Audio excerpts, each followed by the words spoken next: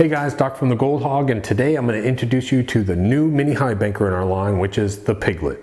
Now this is new for 2016, and what I'm going to do with this video is I'm going to go over the unit real quickly, then I'm going to take you to the field and show running it different ways.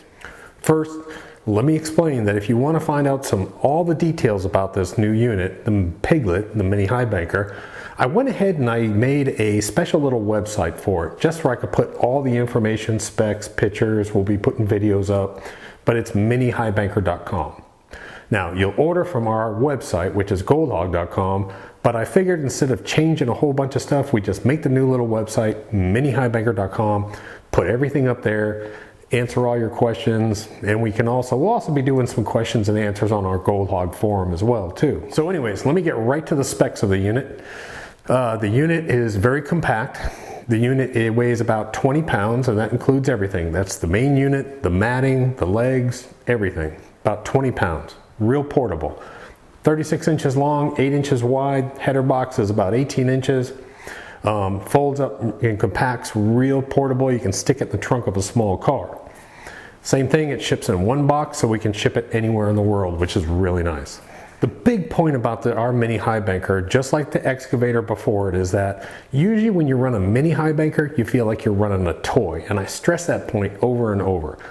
This new Piglet, with its design just like the excavator, will run like a real Highbanker. No, it's not a big Highbanker, but for a mini, it doesn't feel like a toy. It's a real workhorse. It's a real testing unit.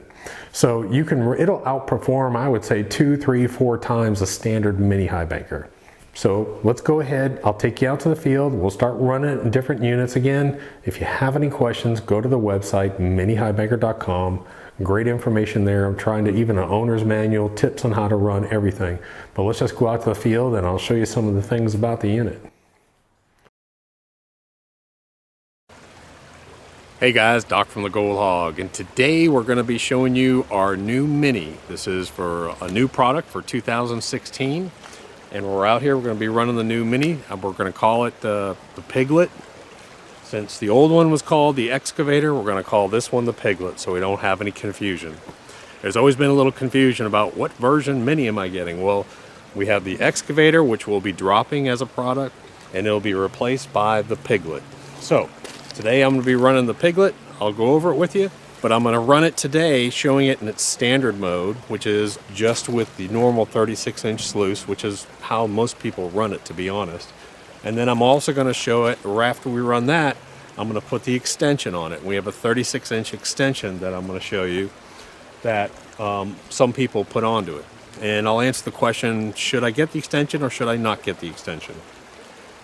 It's just, a lot of it has to do with transportability and the volume of material that you're running and what type of material that you're running.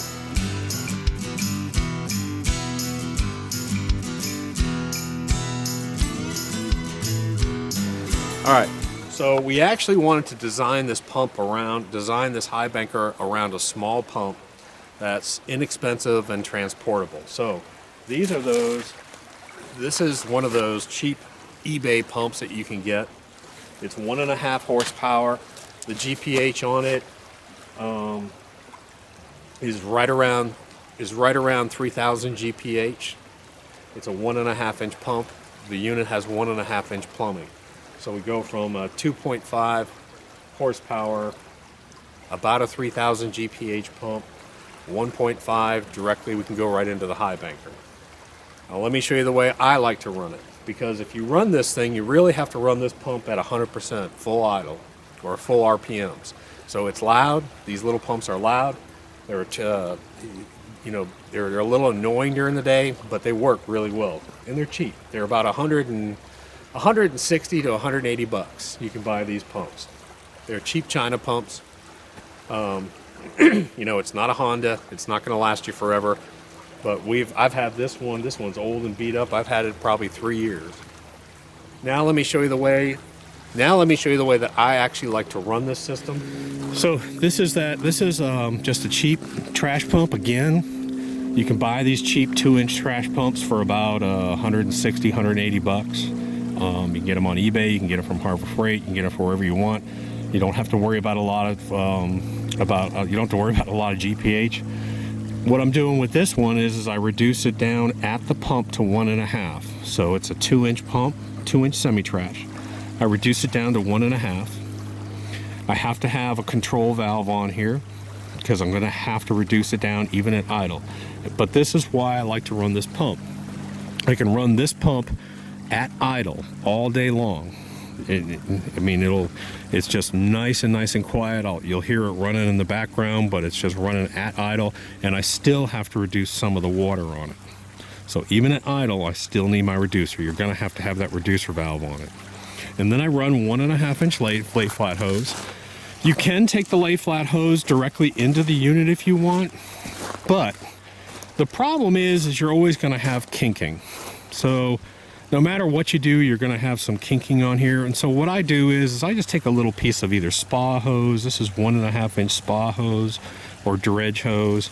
And that just keeps the hose from kinking, gives me a little more flexibility too. It does not, obviously the unit does not come with that. But it does come with a 1.5-inch plumbing system that uses the same sort of crash box design and destruction chamber as our Raptor does. It has a grading system on it. This is actually the final prototype, and you'll actually see there's a change on it that I'll talk to you about. But one of the nice things about this new unit is this has a lot of forming, not just bend and rivet and cut, but this unit is actually formed. So you can see that these flares right here, they're actually formed into the system. You can see that instead of being riveted, that this is actually welded. Same thing with the boxes now. The boxes are welded versus riveted. So it's a real high quality unit. This new process that we're using really lets us do some different stuff. The grizzly attaches up underneath here, just like on our other units. And on this unit, we didn't want to put in a reverse ramp riffle. The reverse ramp riffle is real expensive. It's hard to control, and I wanted something, you may vary your GPH. So what we did is we came up with a sort of a quasi reverse ramp riffle in here. This is a bracket system that holds a stiff rubber flap. And this rubber flap you can adjust, and it pushes down on top of that mat, because what you want to see is you want to see a pool of water back under here. You don't want that empty. Underneath there, you're going to see a piece of miner's moss, and you're going to see the hold down bracket. So you put your mat inside of it. The mat comes pre-made. You put your mat inside of it. Then you put your piece of miner's moss, and then you put your bracket on. Then you just rotate this down, just turn it down tight against the mat, and you're all set to run. I run this unit. You're going to, depending on the type of material you're running it, I'll probably run it at about a 9-10 degree pitch today. When I put the extension on this, here's the extension over here. The extension will be run at a different pitch. So I'll be running this unit maybe about a 9 or 10 degrees. And then what I'm going to do is I'm going to flatten out that end unit to about a 6 degree. The extension comes with medium velocity matting, which is razorback and downdraft mainly. This unit comes with more aggressive matting inside of it. So this unit's going to have talon up at the top, then it's going to go to a cut river hog, it's going to go to a trim scrubber, then it's going to go to a talon, then it's going to go to bedrock, and a piece of, I think it's talon down at the bottom. That's sort of how we've configured this unit. A little bit more aggressive on this unit right here, because you're going to be running a little bit more water, and then you can flatten out if you want to put the extension on, flatten it out. So we'll go from about 10 to about 6, and you'll see that running as well. Again, you don't need the extension. If you're going to be feeding a lot of material, probably the reason why you want to increase sluice length is for your feed rate, incremental processing. Learn that term.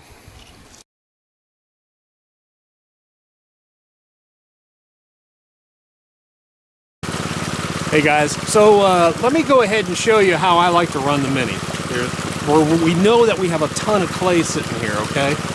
So I know I have a bunch of clay sitting here.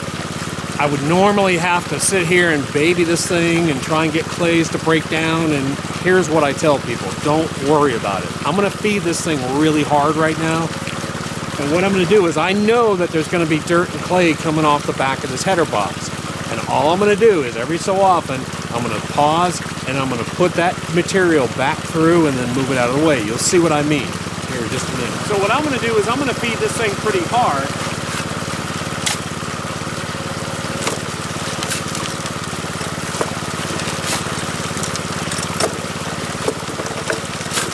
got my header box tilted up pretty high to keep any jam from happening.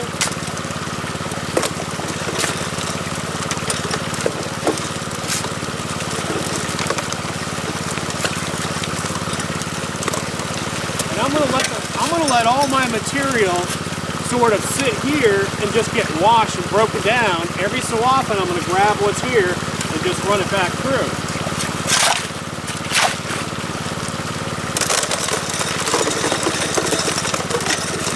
Now it's all broken down, my clays are all broken down, and now it's done. So let me explain this feeding method that I'm talking about here. If I were to drop my header box down lower, everything would sit in there and get washed really well. But anytime you have a water movement header box, you need the inertia of the rocks traveling down to get them to move out the header box without them clogging up the grizzly bars. Understand that? So I've got to have the rocks moving quickly to go over the grizzly bars. When I set it at that setting, what happens? I know for a fact I'm going to reduce the time of material inside the header box. So I let it fall down on the ground and get beaten and get beaten and get beaten. I do this all the time. We teach this all the time when we're mining, when we're running our Viper, we're running our Raptor. The same thing. Run the material, run the material, run the material. Pause, just go grab some of this little pile down here that's now all the clay is starting to break up, and rerun it. So what I'm going to have him do, he's still going to be pouring it into the header box here, but he's going to be, I told him to pick up his pace a little bit so that we can run it, so that I'm running about a bucket every minute or so, let's say. Every so often he'll grab the muck down there.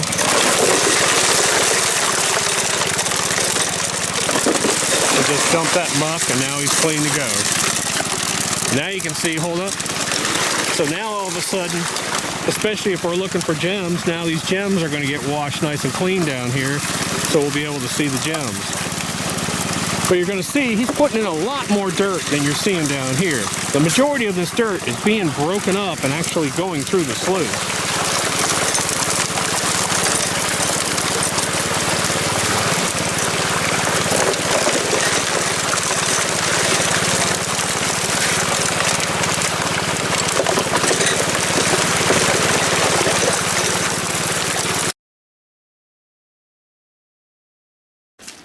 Alrighty, so here's the unit with the extension on it. We shut it down.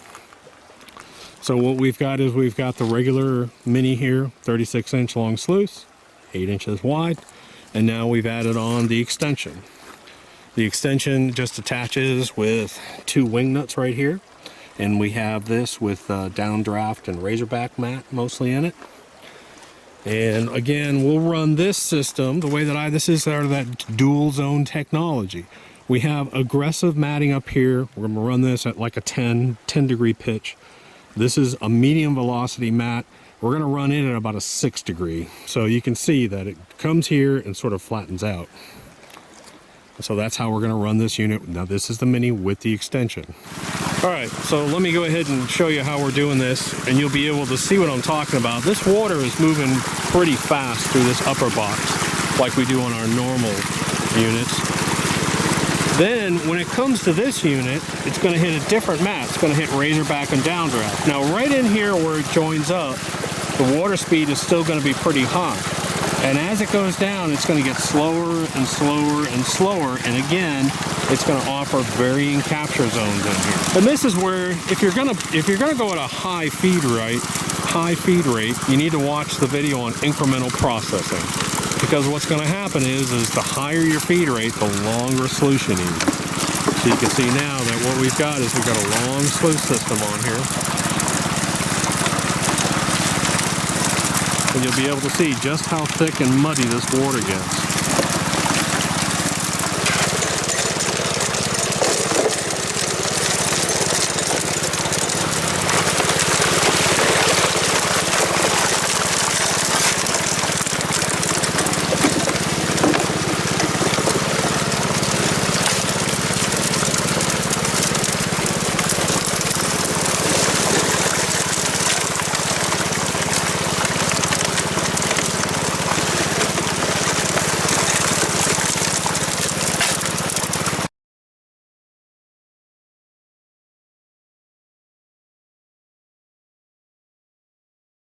Hey guys, Doc, and I'm going to show you the new piglet. We're over here at Chris and Gold Mine inside because it's January. It's kind of nasty and cold out.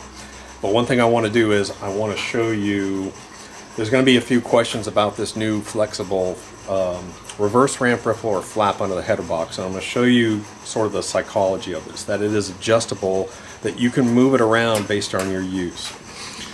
The water that comes into this header box system is going to run like a normal header box system. It's going to come in very fast. And the purpose of this flap is to kill the water and have sort of a deadening zone. And what you can do is you can adjust this flap, and you want to adjust it just to the point where you have a pool back here, but at the same time it's going to smooth out the water. So what I'm going to do is I'm going to hook it up. Oh! Without getting my camera soaking wet. And what you're going to see is that there's a deadening pool back there. And so now I've got water coming over this. Now if I want to get all my water to go under it, I'm just going to tilt it a little bit. And now you can see I've still got a pool down here. But at the same time, look how smooth that water is coming out of this. And so what this does is this allows, because mini Highbankers are very small, but this allows that whole 36 inches to become a gold capture zone instead of having some of this not be a gold capture zone. So you can play with the angle of this flap up and down to the point where you've got water coming out under it and a deadening pool back in here. So just look at that. I just wanted to show that to you where I can adjust that, I can move it. I'm going to have a deadening zone back in here, smoother water down in here, and then you can just sort of play with this. Even as you're running, you can play with that little flap on there so you can see how smooth it is. The entire sluice in here is really fast exchanging, but nice and smooth. Again, we're running this on a bilge pump, the 3700 GPH bilge pump. We're going to be playing with it today. Got a couple people here just to throw some dirt in it for me, and we'll play around. We're just running some of Kristen's just crushed ore down here, and we can put it in as fast as we want down here. So you can see how we got really fast water in here, real sharp exchange. Now, if I had the extension on this, I'd come down with the extension. Where I've got this at 9 degrees, I would probably have my extension at about 6 or almost 5 degrees, real slow down here. And that's if I was running. They don't have a lot of fine gold in this dirt. Most of it's larger gold, so it's not a big problem. I told them just throw it in as fast as you want down here. But I want to show the header box running. Go ahead and throw it there. Shoot it in there. So that's all we're doing with it. We're just throwing it in just as fast as we want to throw it in. Alright, so normally I don't take this. Normally I just take this flap up and then pull the mat out. But today I wanted to actually, I took the wing nuts off so I could pull this mat out so you could see. So I'm put that there. And what you're going to see is there's not a whole lot of gold down here in the mats. Again, this is crushed ore, so a lot of the gold is going to be bigger. But what you're going to see is this thing is just going to be loaded with gold up in here.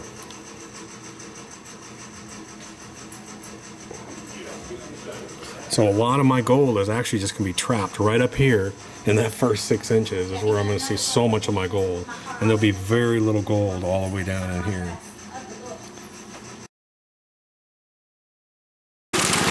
So go ahead and shut the pump off, David.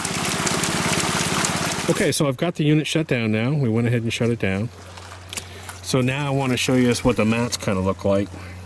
And what I should see is every single mat that I have should have a little bit of fine black sand inside of it. Plus it'll have some lights, plus it'll have some other rocks as well. There's the scrubber. Okay, so what I do is I figured I'd show you what the mat looks like at shutdown. This is important. So at the top of the sluice where that reverse ramp riffle was, you can see this right here. So I had miner's moss, or hog moss, sitting right here. The water hits this, it acts as a diffuser. You have the reverse ramp riffle sitting right about here. So what you can see is if you have any large nuggets, or sometimes we'll find gems back in here, but what you can see, this diffusing action, you can actually see gold sitting right inside this black sand up here. You have a lot of fine black sand and a lot of gold sitting right here behind that riffle. Then you'll have, you can see, I can see gold inside here. I can see gold. I can see a little bit of gold coming all the way down. Like I said, I don't have a huge amount of gold in here this time, but I can visually see the gold. I know where it's going to be. Again, this mat starts off. We go with this is a talon, this is a cut river hog, this is a trim scrubber, then I've got talon, and then I've got down here, I've got bedrock and UR.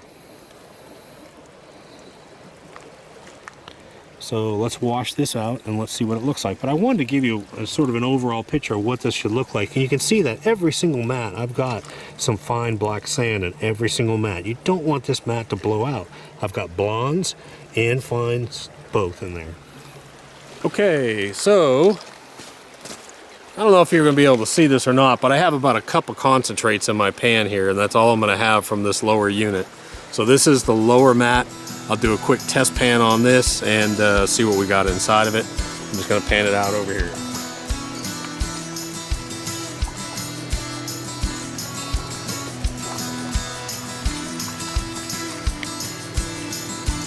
All right, so this is the gold from the extension. This is what I expect to see. If I have some super fines down here, if I have any flat or weird shaped gold, I expect to see it down here, and that's the key to it. If you're running hard, that's when you'll see gold down in that second sluice. Otherwise, the majority of your gold will be up top. So that's what I got at the bottom.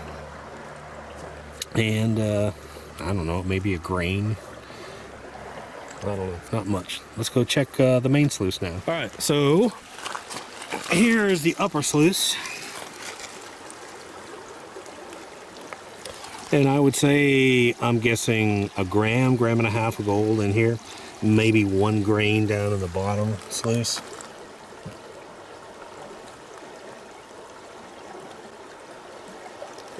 So that's a good test. Again, probably about 98% of my gold running hard is found in that upper sluice.